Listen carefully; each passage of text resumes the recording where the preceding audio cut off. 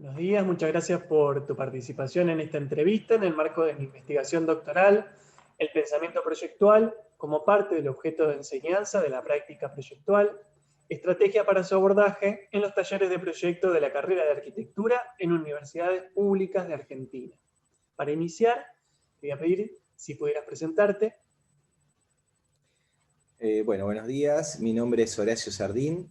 Soy titular de Arquitectura, taller vertical de 1 a 5, cotitular con el arquitecto Miguel Roca, la cátedra se llama Roca Sardín, y también titular de Teoría de la Arquitectura, que es una materia que se cursa en el anteúltimo año de la carrera. Muy bien.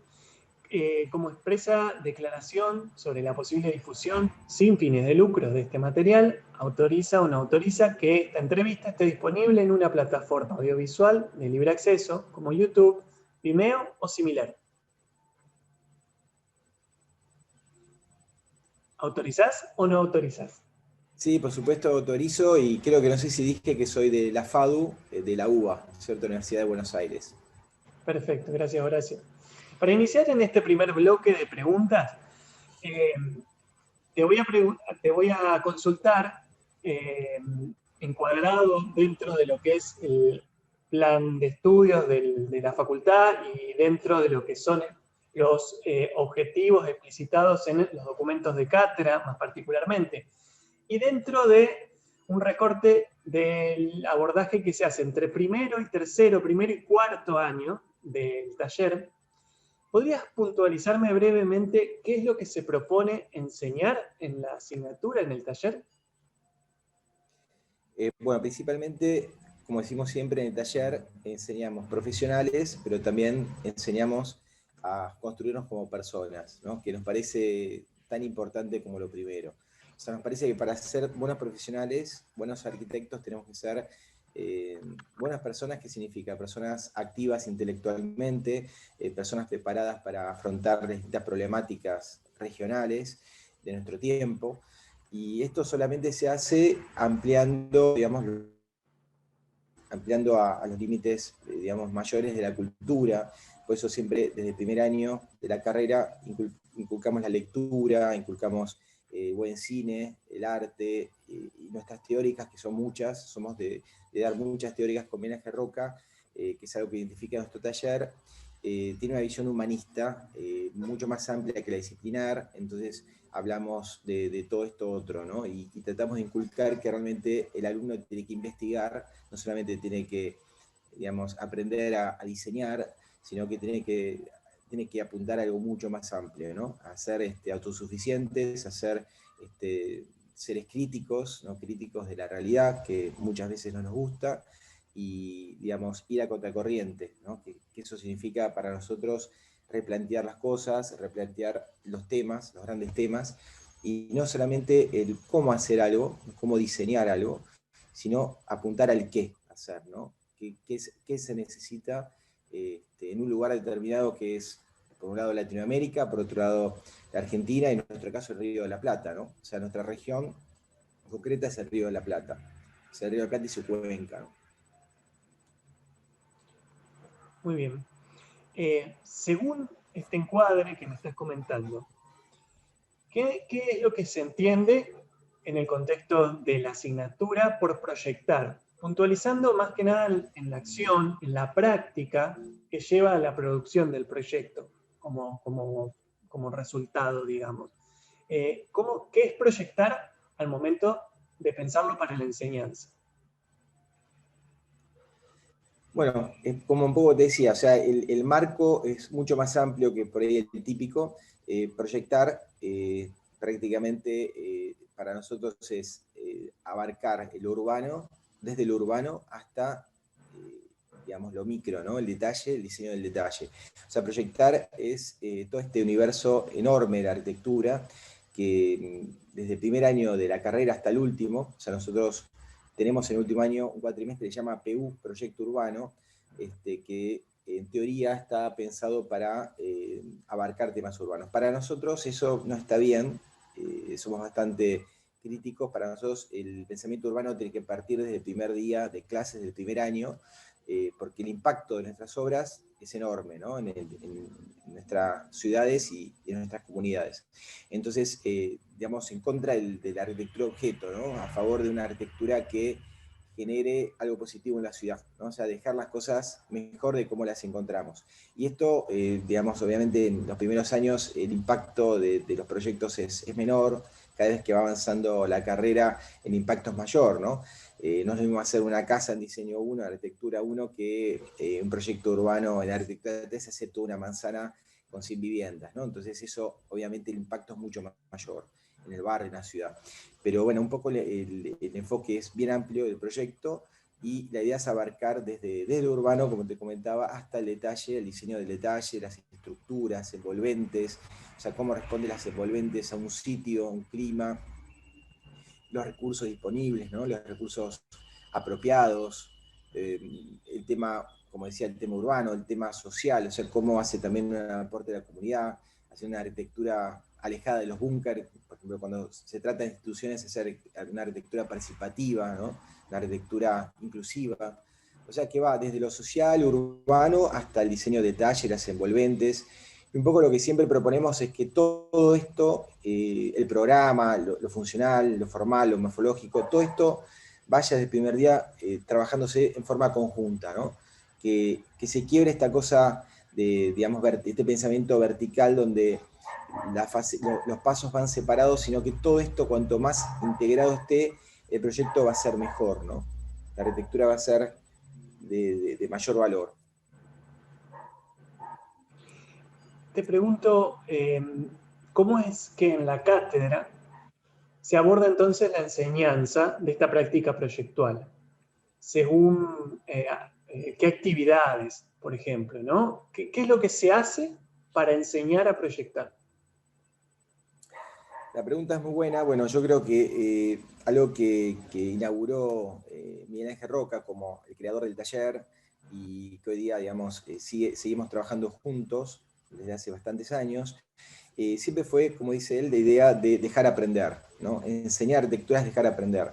Esta idea de generar, digamos, seres libres, autónomos, críticos y autocríticos, a partir de, bueno, de la experimentación, ¿no? O sea, poder, por ejemplo, los ejercicios más importantes para nosotros son los esquicios, ¿no? Que conjuntamente con las enchichadas colectivas, pues siempre queremos una construcción colectiva del saber, que genera un dinamismo en el proceso de diseño, ¿no? Los esquicios son eventos que juntamos todos los alumnos de un nivel, o a veces de varios niveles, en la misma mañana, y que todos trabajen de forma hasta, digamos, podríamos decir azarosa, caótica, de forma muy libre y con instrumentos totalmente libres, grandes hojas, pinceles, colores, marcadores, lápices, música, y generar un ambiente distendido, un ambiente, digamos, que genere esta cosa de lo creativo, que despierte lo creativo. Y los docentes simplemente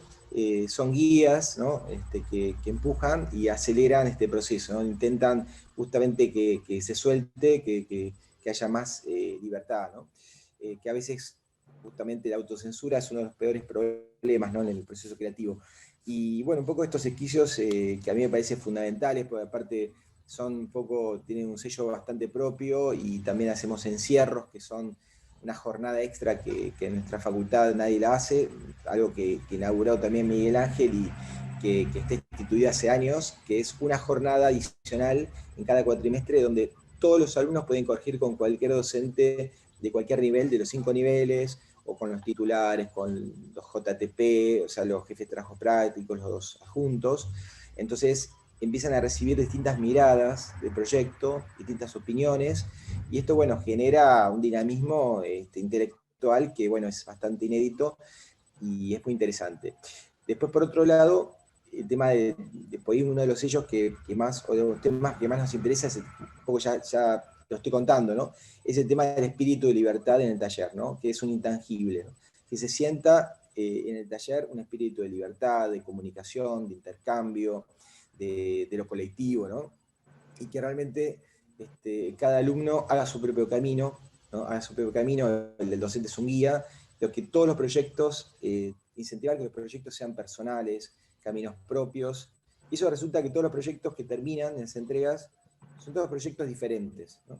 Y eso creo que es un valor, ¿no? O sea, la arquitectura tiene mitad técnica y mitad, digamos, arte o cosa creativa. Entonces, no puede ser que los proyectos sean parecidos. O sea, siempre decimos, cuando hay dos proyectos parecidos es porque te equivocaste de taller o algo hicimos mal, ¿no?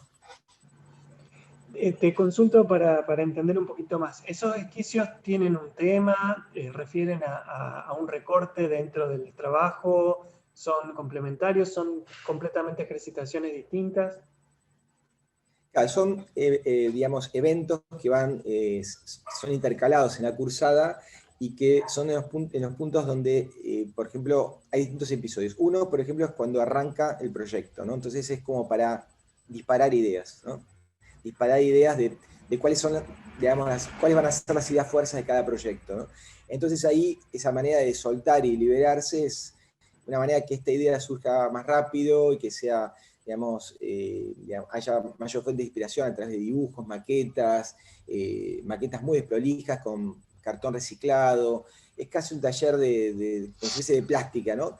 Y en otros episodios ya es, por ejemplo, la resolución si es una institución del proyecto, es la resolución espacial de ese espacio principal que tiene el proyecto, ¿no? El espacio más importante, solamente es un lugar de encuentro dentro de, por ejemplo, una biblioteca, una facultad, un espacio de doble arquitectura. Entonces la calidad espacial, la identidad de ese lugar, donde solamente están las escaleras y donde, bueno, se genera como una especie de plaza interior del edificio, eso puede ser otro esquicio, ¿no? En el camino del proyecto. Y luego más tarde otro esquicio relacionado con las estructuras y las envolventes, por ejemplo, ¿no? O sea, cómo la tecnología de las envolventes, cómo esas envolventes responden al clima, como comentabas recién vos que tu casa hay demasiado vidrio, bueno, y te morís de frío, bueno, esta cosa que la envolvente responde bien al clima, al viento, al norte, que sea sustentable, que no haya que tener mucha dependencia digamos, de tener equipos de aire acondicionado, etcétera, ¿no? O sea, cómo hacer una arquitectura, digamos, sustentable en un terreno que tiene una orientación determinada, y etcétera, ¿no? O sea, relacionarlo con todo eso. Entonces ahí hay, por ejemplo, otro esquicio, ¿no? Que tiene que ver con este tema puntual. Y al final de la mañana hay como una especie de entrega y colectiva, ¿no? Donde todos ven lo que hicieron todos, y eso es muy interesante porque es justamente el poder que tiene lo colectivo y el intercambio, ¿no? Donde todos aprendemos de todos, ¿no? Estaba muteado, perdón. La siguiente pregunta tiene que ver con ¿cuáles son los objetivos o procedimientos que deben reconocerse en el desarrollo de esa práctica de los estudiantes para empezar a entender que esa práctica es una práctica proyectual? ¿Cuáles son los indicadores que consideran ustedes al momento de hacer el seguimiento o la evaluación de esa parte del trabajo, de la práctica en sí, que me permiten empezar a decir, acá hay un aprendizaje o empieza a haber un dominio de esto que se hace como una práctica proyectual? ¿Sobre qué aspectos se sigue el trabajo de los estudiantes? En realidad está buena la pregunta, porque en realidad es una pregunta que la respuesta tal vez es un proceso, ¿no? O sea, justamente estamos hablando que es un proceso y la tarea nuestra es cómo, digamos, incentivar, estimular al alumno, inspirarlo también para que ese proceso sea lo más rico posible.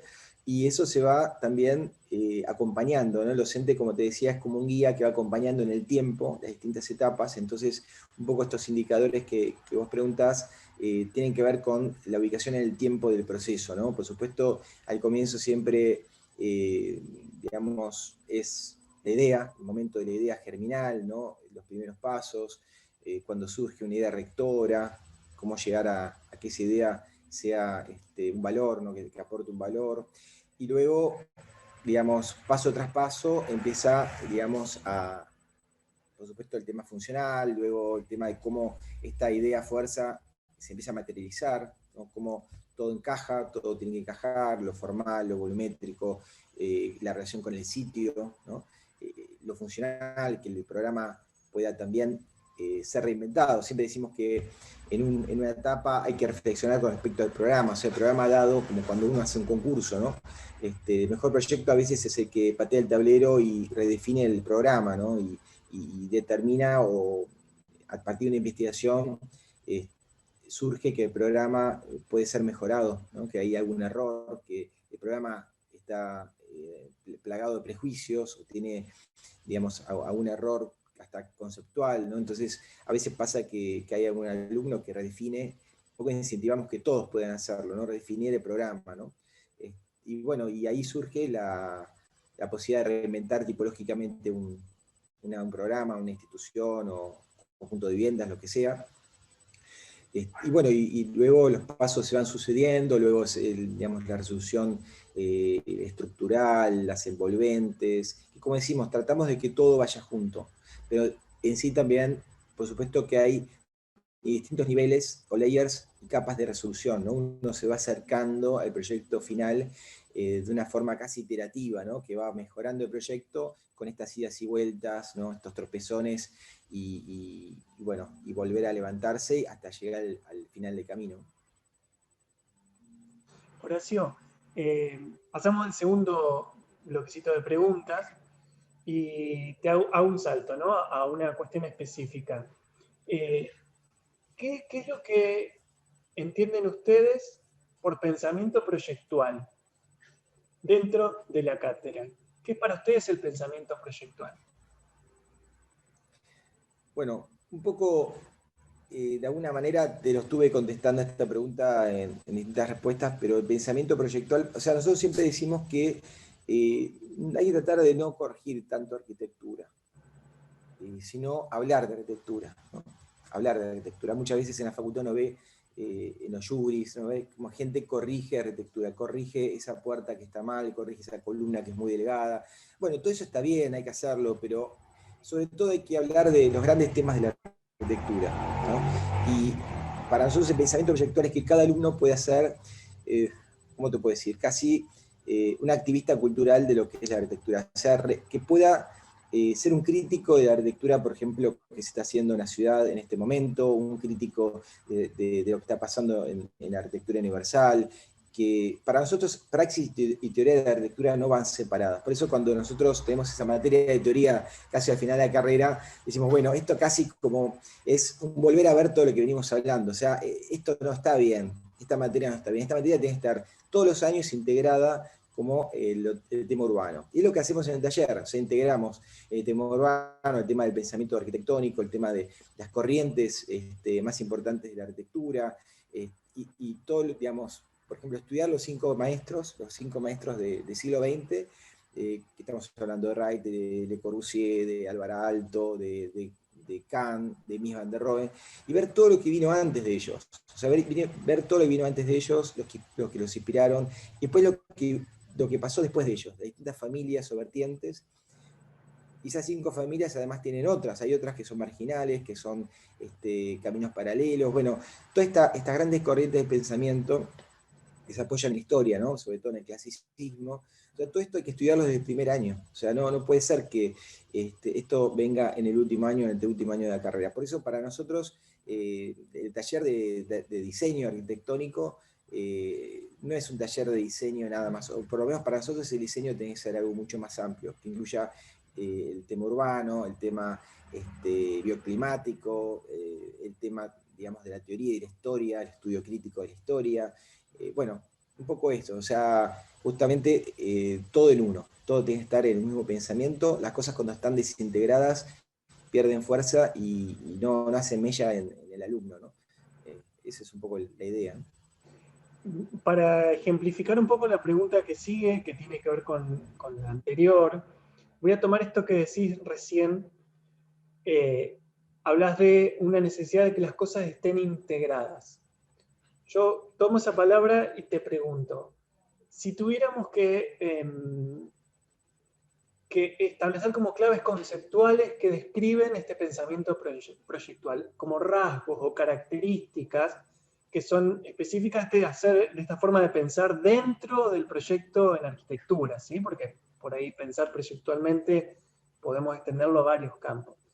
si habláramos de esto de integrar, ¿podríamos decir que el pensamiento proyectual es integrador justamente de todas estas dimensiones que vos estás hablando? Si esto es válido como afirmación, ¿se te ocurren algunas otras consideraciones que podríamos decir el pensamiento proyectual es integrador, es otras cosas también? Para nosotros, digamos, estamos totalmente convencidos que el camino del proceso de diseño y el camino proyectual tiene que ser totalmente integrador de todo lo que venimos hablando, ¿no? O sea, no queremos en el arquitecto que sea un buen diseñador, digamos, ¿no? O sea, hay mucha visión de esto, digamos, de que el arquitecto es un buen generador de una arquitectura diseñada, bien diseñada, pero para nosotros la arquitectura es mucho más grande, ¿no? La arquitectura es mucho más grande, es parte de la cultura, ¿no? De una sociedad y tiene que hacer un aporte cultural, o sea, no puede ser solamente un aporte formal, volumétrico, un poco, te puedo decir, que tiene que ver con esta cultura de la imagen, ¿no? La cultura de la imagen que estamos viviendo, donde la imagen es todo, ¿no? Y bueno, la imagen es todo y la imagen es nada también, porque es superficie, ¿no? Esto queda en la superficie. Para nosotros y cuando ves la historia de la humanidad, te das cuenta que la arquitectura en la historia fue mucho más que eso, ¿no? Entonces, recuperar el valor amplio de la arquitectura tiene que ver con que el pensamiento arquitectónico justamente integre todos estos valores culturales que genera la arquitectura, ¿no? O sea, la nuestra es esa visión, ¿no? Que es un poco contestataria de lo que está pasando, digamos, acá y en el mundo, ¿no? Hay toda una especie de predominio, ¿no? De predominio de una arquitectura que es una arquitectura de objeto, una arquitectura de imagen, una arquitectura descontextualizada. Los medios también colaboran a esa gran confusión, que es mostrar una arquitectura siempre de forma elogiosa en cualquier lugar del mundo, no importa si es en China, si es en Washington o en cualquier lugar del sudeste asiático o en Buenos Aires. O sea, son proyectos que casi son intercambiables, proyectos que no responden a una cultura, a un sitio, a un clima. Bueno, justamente eso pasa por desvincular los grandes temas de la arquitectura, ¿no? La pregunta siguiente es un corolario del anterior. ¿Consideras entonces que es posible enseñar a pensar proyectualmente? Sí, sí, exactamente. Esa es un poco la definición. O sea, vos lo sintetizaste muy bien.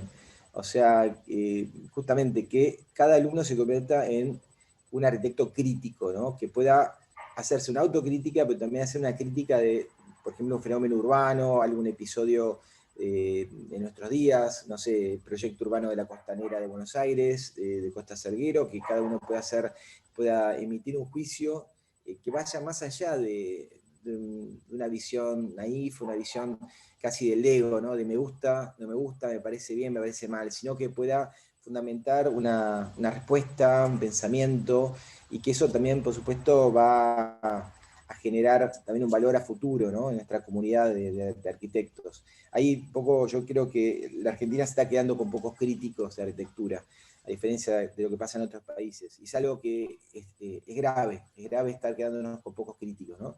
Muchos críticos han declarado dejar de ser críticos, que tiran la toalla, y me parece que está muy bueno que haya críticos, no críticos desalmados que destruyen una trayectoria de años en 15 minutos, sino justamente críticos que puedan también hacer un análisis crítico positivo de nuestras arquitecturas, poder también empujar a jóvenes arquitectos, juntarlos y empujarlos y hacer publicaciones, hacerlos conocidos y generar un pensamiento detrás de la arquitectura. Siempre me parece que es interesante eso, ¿no? Generar un pensamiento crítico detrás de la arquitectura que se va generando, ¿no? Y vuelvo a hacer la última parte de la pregunta. ¿Pensás que se puede enseñar a pensar proyectualmente? Bueno, sí, es lo que te decía, es enseñar proyectualmente, es como García Morente, un español que vino a dar unas charlas de filosofía en Tucumán, muy interesante, y hay un libro muy interesante que tiene que ver con unas clases de filosofía que fueron desgrabadas. Justamente que estudiar filosofía lo llevo a la arquitectura, ¿no? Es zambullir en la arquitectura, zambullirse él decía en la filosofía, ¿no? Como en una selva. Yo creo que justamente para enseñar a pensar arquitectura hay que pensar haciendo arquitectura, ¿no? Pero entonces hay que incentivar que los alumnos puedan leer libros, leer múltiples capítulos de libros, escuchar teóricas, conferencias, viajar. Nosotros hacemos, por ejemplo, 2 viajes por año, un viaje nacional y un viaje internacional por año. O sea, creemos que las obras hay que experimentarlas, viviéndolas, ¿no? Dibujándolas, investigándolas vivo e indirecto, no solamente por foto, ¿no? Y eso es todo un camino arduo de formarse y construirse como arquitectos, ¿no? O sea, hay que estimular e inspirar a los chicos para que se construyan como arquitectos, ¿no? Y esto tiene que ver casi como construirse como persona, o sea, todo esto va de la mano. Y esto tiene que ver principalmente con la investigación. Por eso nuestras teóricas son muchas. Los docentes nos piden que demos menos teóricas con Miguel, porque justamente no tiene tiempo para la cursada, porque queremos que la única forma es transmitirle un bagaje cultural enorme, que siempre parece que nos quedamos cortos y nuestras teóricas son largas y no solamente están plagadas de imágenes, sino están plagadas de ideas, de pensamientos, de historia, ¿no? De filosofía, ¿no?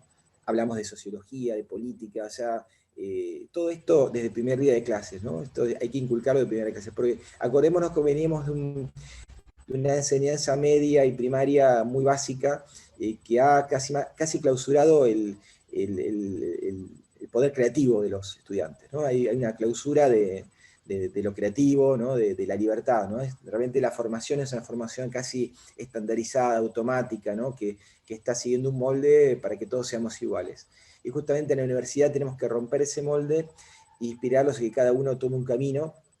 Y esto, la única forma que se puede hacer es generar ese pensamiento propio, o sea, a partir de la investigación, del estudio, y no solamente del diseño de arquitectura, ¿no? El diseño de proyecto te quedas muy corto, ¿no? Es como algo que si la enseñanza de arquitectura termina siendo eso, bueno, la arquitectura termina siendo muy pobre, ¿no? Muy pobre, termina siendo una arquitectura que siempre está a la moda, que es algo que pasa mucho en Argentina, ¿no? Esta cosa de remedar modelos externos, que viene pasando de hace mucho tiempo y que hoy día también pasa, ¿no? Esta cosa de copiar automáticamente lo que viene de afuera, ¿no? Con el auge de la imagen, esto es terrible porque estamos al día, ¿no? De lo que pasa afuera, estamos a la moda al día siguiente, siempre como decía Luis Felipe Noé, que aparte de ser artista plástico, un gran pensador, decía que siempre el argentino está al día, pero al día siguiente, ¿no? De lo que pasa en el mundo. Y decía, queremos ser europeos, más europeos que los europeos, pero bueno, no llegamos nunca a hacerlo, ¿no? Yo digo felizmente, ¿no? Pero bueno, este es un vicio que tenemos y que hoy día lo vemos en nuestras facultades, ¿no? Horacio, ya llegamos a la última parte. Tiene que ver con revisar o reflexionar sobre cómo se hacen determinados abordajes de esta enseñanza, ¿sí? Por eso las preguntas son todas referidas al cómo. ¿Cuáles son las implementaciones? ¿Sí? Tomando consideraciones de lo que venimos charlando por ahí anteriormente.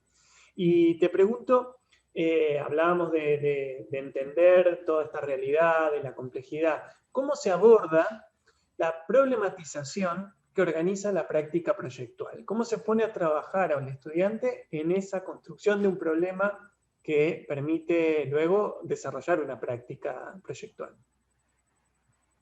Bueno, la pregunta es buenísima y un poco amplia para desarrollar, porque bueno, nosotros creemos que la enseñanza de arquitectura, como de todo, tiene que ver con 3 patas fundamentales, que uno es, digamos, conocimiento, ¿no?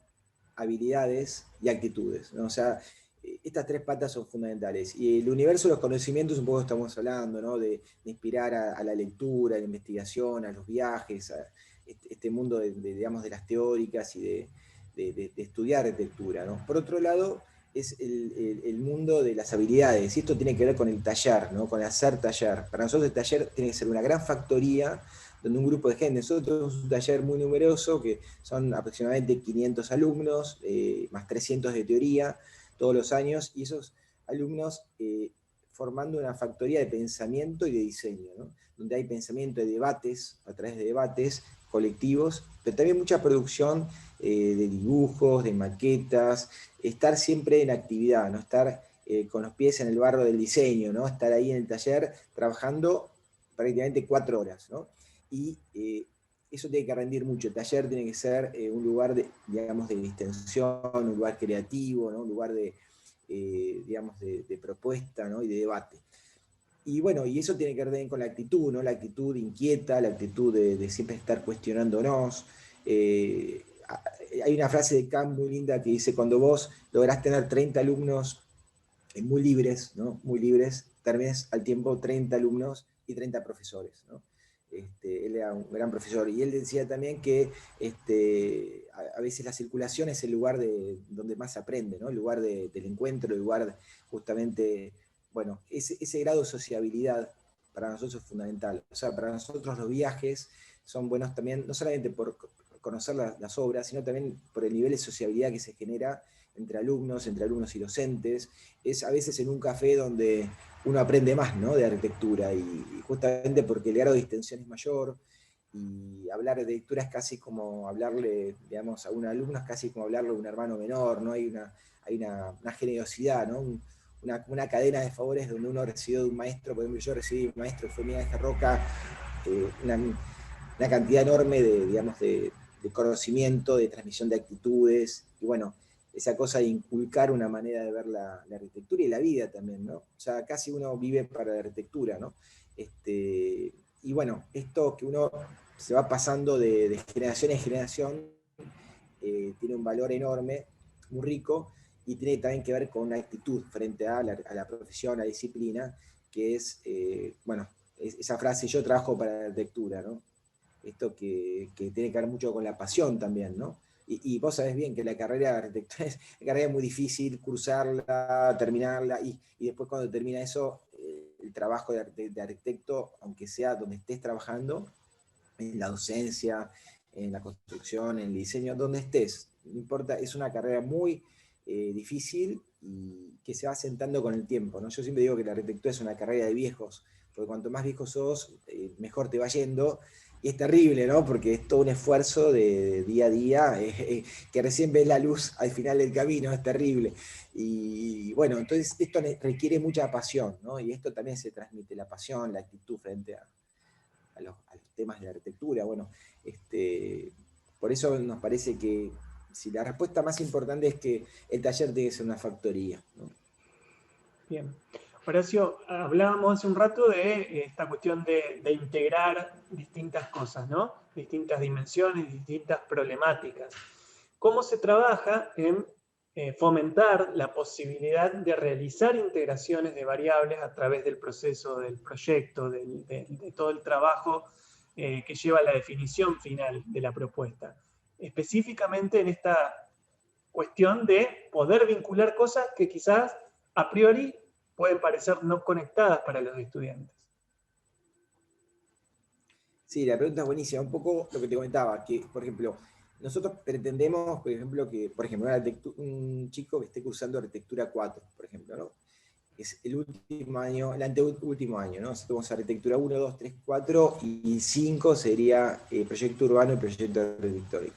Por ejemplo, un alumno de arquitectura 4, nuestra pretensión es que integre estos contenidos teóricos, que integre todo lo que es un proceso de diseño tradicional, pero también que ese edificio se pueda construir al día siguiente, se pueda licitar por un constructor y se pueda construir al día siguiente.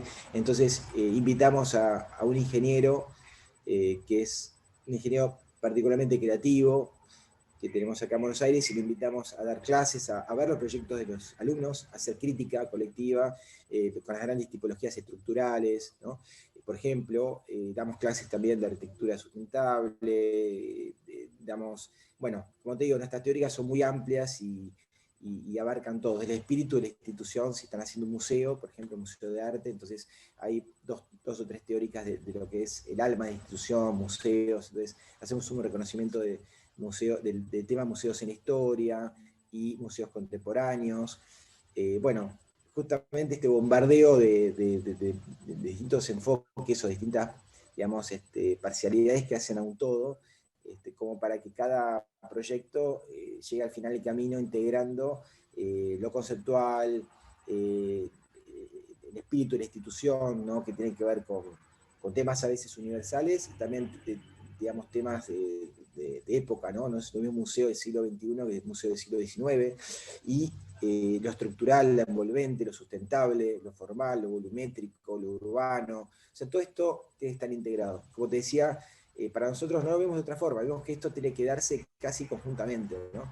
O sea, un proceso de diseño que todo esté fragmentado, esté disociado y todo sea parcelado, termina el proyecto más flojo, porque es así, ¿no? Uno es producto del otro, ¿no?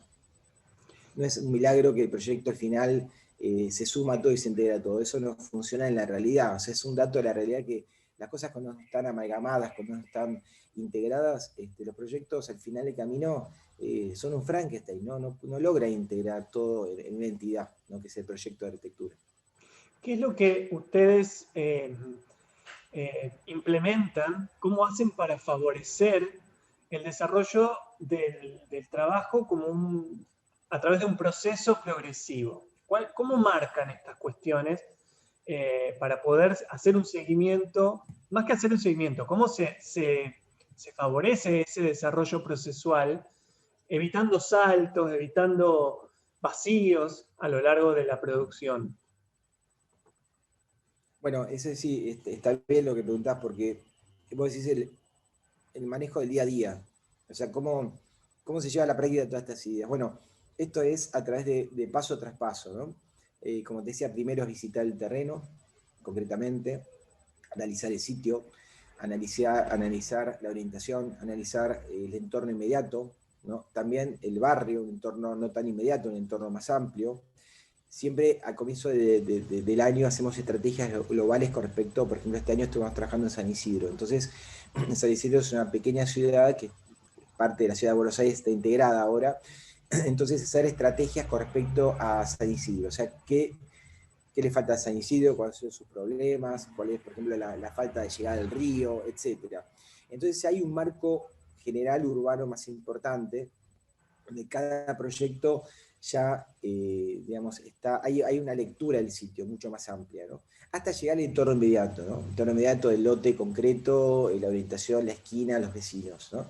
Luego, después de esa visita al terreno, que muchas veces es colectiva, luego hay un reconocimiento del tema, o sea, cómo cada alumno empieza a investigar sobre el tema. Por ejemplo, tenía que hacer, como decía antes, un museo, bueno, investigar sobre todos los referentes sobre el tema museo, recibe teóricas, nosotros le damos un montón de referentes para estudiar que son debatidos en forma colectiva, tienen que hacer trabajos, a veces tienen que hacer maquetas de esos referentes. Entonces, ellos no solamente se meten en el sitio, sino también entran en el universo de los museos, ¿no? En cada tema que les toca hay una investigación sobre el tema. Eso casi es el primer puntapié inicial, ¿no? Y después cada paso va sucediendo al otro, y luego empieza el camino de las primeras ideas, las ideas fuerza, cómo todo esto va decantando, toda esta investigación sobre el sitio y sobre el tema. Entonces ahí va decantando con los primeros dibujos, ahí se pueden hacer formas de maquetas, hasta llegar al ideograma, ¿no? Ese dibujo de una idea, ¿no? Ese dibujo de la idea que llamamos ideograma, ¿no? Que a veces es un croquis casi conceptual, ¿no? No es un croquis que tenga una ubicación en un terreno determinado, sino que es un dibujo que es un dibujo de una idea, ¿no? Y luego ya llegar a una idea más concreta de que esa idea empiece a localizarse en un sitio determinado, entonces esa idea empieza a tener una idea de partido, una idea de fuerza, luego se empieza a materializar las distintas componentes que hacen al todo, ¿no? Las distintas partes del programa, las partes más importantes. Bueno, es un camino que es bastante libre y al mismo tiempo conducido por de distintas entregas y, digamos, pequeños trabajos que tienen que ir haciendo semana a semana. O sea, eso sí es bastante conducido, es como una guía, ¿no? Que hace el equipo docente desde el primer punto hasta el final. Y luego empiezan a generar justamente maquetas conceptuales, configuraciones espaciales, croquis.